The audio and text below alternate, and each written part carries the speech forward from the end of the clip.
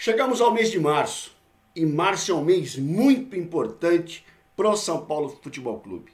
Importante para definir aquilo que o São Paulo realmente vai querer nessa temporada de 2020. É o mês do Fernando Diniz, é o mês da afirmação, é a oportunidade que o Fernando Diniz tem, que o São Paulo tem, de realmente trilhar um caminho aí de vitórias, um caminho de conquista, isso tudo que a gente está esperando e necessitando há tanto tempo, não é verdade? No ar, São Paulo Raiz, Rony Altieri, para repercutir, para falar um pouquinho mais das coisas do nosso querido, do nosso amado São Paulo Futebol Clube. Falar um pouquinho desse pré-jogo, falar um pouquinho dessa expectativa para a partida de domingo, 4 da tarde no Morumbi, contra a Ponte Preta, e do mês intenso que o São Paulo tem agora nesse março de 2020. Um mês importantíssimo e fundamental para o São Paulo, fundamental para Fernando Diniz e a evolução do time de alguma forma, né? Que o time possa realmente trazer em campo, fazer em campo aquilo que a gente tanto espera, aquilo que a gente tanto deseja. O Diniz que recebeu as bênçãos de São Muricy Ramalho do Morumbi. O Muricy esteve lá conversando com o Diniz, elogiou o trabalho do Diniz, né? O Muricy que tem rasgado aí um monte de elogios a Fernando Diniz. Tomara que o Muricy esteja certo, tomara que o Diniz esteja certo. É isso que nós precisamos, é isso que nós queremos acima de tudo para o bem, né? Do nosso São Paulo, para o bem do próprio Fernando Diniz, para o bem do elenco, para o bem de toda a coletividade tricolor tão sofrida há quase uma década. Por que o mês de março é fundamental e importante para o Diniz? Muito bem, nós vamos fazer 7 jogos em 20 dias, gente. 7 jogos em 20 dias.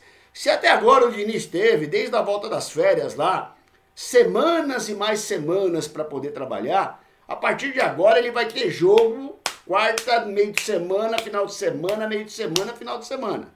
E pauleira. E vai ser pauleira esse começo de mês, né? Porque, basicamente, gente, o São Paulo pega a Ponte Preta no domingo, no Morumbi, viaja para pegar o Binacional lá na altitude, quase 4.000 metros de altitude, lá no Peru. Você imagina, né? Toda a logística, toda a viagem, enfim, tudo aquilo que os jogadores vão ter que estar adaptados para essa partida, para esse momento. O São Paulo, isso no dia 5. No dia 8, o São Paulo vai para Ribeirão Preto. Meu pai do céu, aquele calor. Pegar o Botafogo lá em Ribeirão Preto.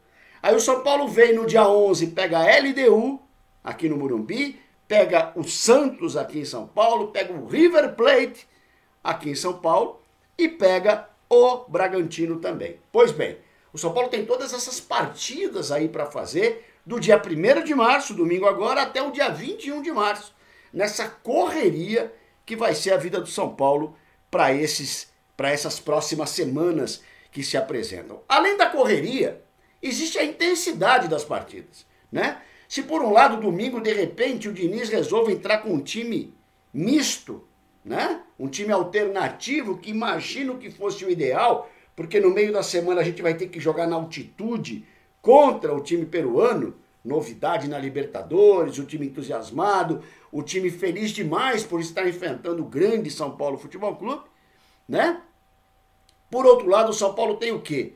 O São Paulo tem que enfrentar a LDU aqui, tem que enfrentar o Santos aqui, tem que enfrentar o River Plate aqui também. Então, assim, o São Paulo tem um momento que é bastante definidor. Para mim é aquele momento que você vai separar o joio do trigo, né? É aquele momento que realmente você vai verificar de que forma está o São Paulo. Porque quando a gente analisa o São Paulo com equipes inferiores, contra as equipes inferiores, você tem um tipo de análise, né? Se o São Paulo tem facilidade, você fala, mas o adversário também não é tão competente. Se o time tem um pouco de dificuldade, tá vendo, tá tropeçando contra um time menor. Então, assim, nada como você enfrentar cachorro grande para você poder, de alguma forma, mostrar o que realmente o São Paulo tem dessa evolução que tanto é discutida e falada aí pelos 4 cantos, né, do Morumbi, e para você ver se realmente o São Paulo vai ter esse punch, vai estar preparado, vai estar estruturado para realmente encarar um desafio do tamanho, né, desse que o São Paulo tem na Libertadores da América. Libertadores de América sem o São Paulo não é Libertadores. E o São Paulo fora da Libertadores também perde muito da sua força, do seu nome, da sua potência, né? O São Paulo que é reconhecido na América toda, o São Paulo que é tricampeão da América e, portanto, é extremamente respeitado. E, claro, todo mundo vai querer bater, logicamente, no São Paulo. O São Paulo que tem 3 Libertadores, sempre importante a gente lembrar isso, né? Tem gente que esquece, mas é sempre importante a gente lembrar. Então, assim, o São Paulo vai ter um momento, não vou dizer nem para você que o domingo possa ser um definidor, mas quando o São Paulo subir na altitude e pegar o Binacional, quando o São Paulo pegar a LDU, quando o São Paulo pegar o Santos e quando o São Paulo pegar o River Plate, são 4 partidas importantíssimas pro Diniz e pro São Paulo. Vamos imaginar o seguinte, Libertadores da América, o São Paulo vai lá na altitude e pá, bate no Binacional, que maravilha. O São Paulo vem no Morumbi, faz valer o fator campo, meu Deus do céu, hein? E bate na LDU. Faz valer o fator campo e bate no River Plate, amigo. Nós vamos estar com 9 pontos, praticamente já classificado para outra fase. Respirando, a torcida, né? Vibrando com a campanha do time, o Diniz seguro no seu cargo, os jogadores com personalidade e confiança, meu Deus do céu, o melhor dos cenários. E é isso que tem que acontecer. Imagino na cabeça do Diniz que não esteja passando outra coisa que não seja isso. Nós não podemos perder a oportunidade de, dentro de casa, fazer a lição que a gente tem que fazer, principalmente contra a River Plate e contra a LDU, é claro.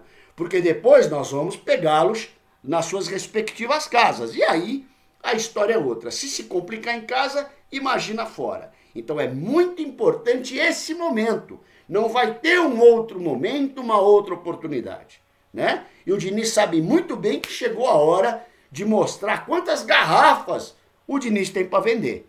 Esse é o momento. Não dá para ficar esperando muito mais além disso. Portanto, é fundamental a gente ter nesse momento, né, a equipe bem colocada em campo, a equipe bem armada, a equipe bem consciente da obrigação e do dever que tem, a equipe bem preparada para receber a pressão que ela vai receber, ótimo, fantástico, porque faz parte do pacote, né? Faz parte do pacote de jogar no São Paulo Futebol Clube, faz parte do pacote de jogar no time tricampeão da América e tricampeão no mundo. A camisa que entorta e Joaral, uma das camisas mais respeitadas do planeta. E que nesses últimos tempos aí, o pessoal tem desdenhado um pouco. Mas chegou a hora da recuperação, chegou a hora da chance de mostrar que realmente o São Paulo veio para ficar, certo?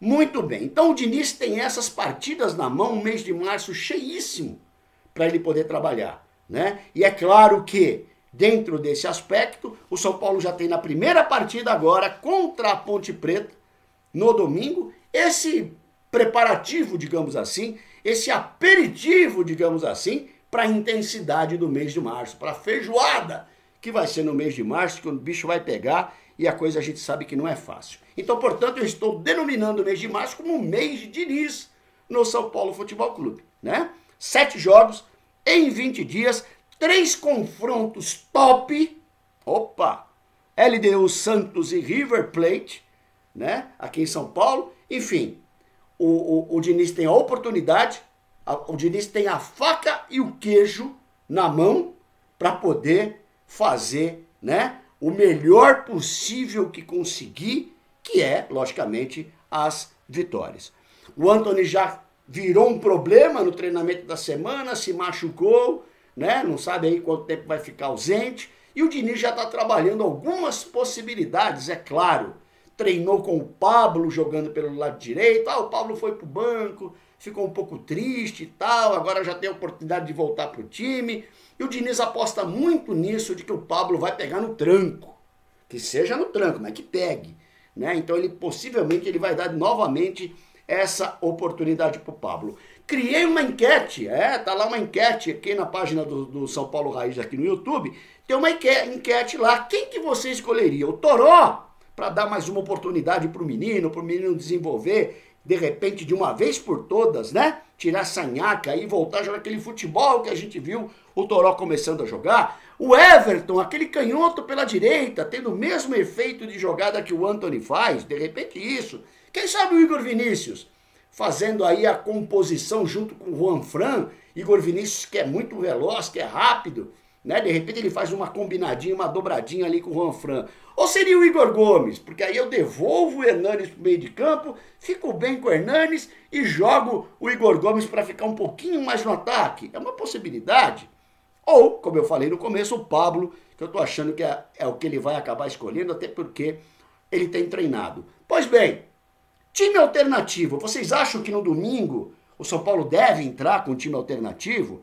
É um momento legal para entrar? De repente um meio a meio, de repente uns titulares no banco, né? E o São Paulo começando com opções. Tem lá Luan, tem lá Lisiero, tem muito boas opções. Tem o Anderson Martins na zaga, para a gente não perder nenhum zagueiro para a Libertadores.